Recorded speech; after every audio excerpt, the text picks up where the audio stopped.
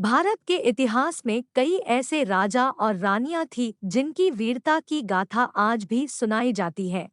इतिहास में बहुत से वीर और पराक्रमी पृथ्वीराज चौहान, महाराणा प्रताप, रानी लक्ष्मीबाई आदि जैसे वीर थे जिन्होंने अपनी प्रजा और अपने परिवार को बचाने के कारण बहुत त्याग और परिश्रम किया था। चाहे आप मराठा को ले लीजिए या राजपूत, इतिहास में ऐसे वीरों की गाथा सुनकर आज भी इन्हें शत शत नमन करने का दिल करता है।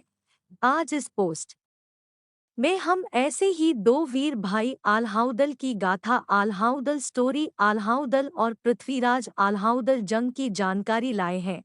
आल्हाउदल बुंदेलखंड राज्य के महोबा के दो वीर योद्धा थे जिनकी वीरता की कहानी आज भी सुनाई जाती है। आज भी जब भी हम इतिहास के वीरों की बात करते हैं तो उनमें से इन दोनों का नाम भी आता है। बुंदेलखंड की पावन धरती पर आज भी इनकी वीरता को याद किया जाता है।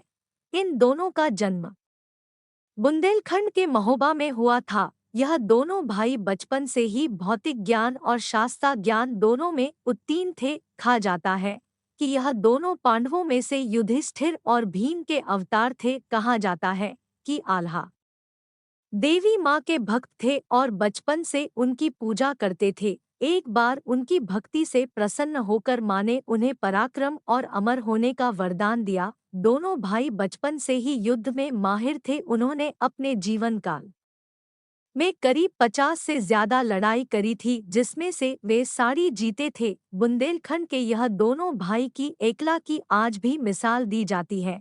जब भी एक भाई मुसीबत में पड़ता था तो दूसरा भाई उसकी ढाल बनकर उसकी रक्षा करता था। उन दोनों का जन्म 12 विक्रमी शताब्दी में हुआ था। कहा जाता है कि यह शताब्दी वीरों की शताब्दी थी। पृथ्वीराज से लेकर महाराणा प्रताप तक सबका जन्म इसी शताब्दी में हुआ था। उस सदी के एक कवि जगनिक की एक कविता आल्हा खंड में उन दोनों भाइयों की वीरता की सारे किस्से और उनकी सारी 52 लड़ाइयों का वर्णन है। कहा जाता है कि इन दोनों की आखिरी लड़ाई पृथ्वीराज चौहान से हुई थी। पृथ्वीराज उस समय दिल्ली के शासक थे। वो भी एक उच्च कोटि के निडर योद्धा थे। कहा जाता है कि पृथ्वीराज और आल्हाउदल के बीच में बहुत रोमांचक और बहुत भयानक युद्ध हुआ, जिसमें उन्होंने दोनों में से एक भाई उदल की हत्या कर दी। अपने भाई आल्हा की रक्षा करने के कारण वो वीरगति को प्राप्त हो गए।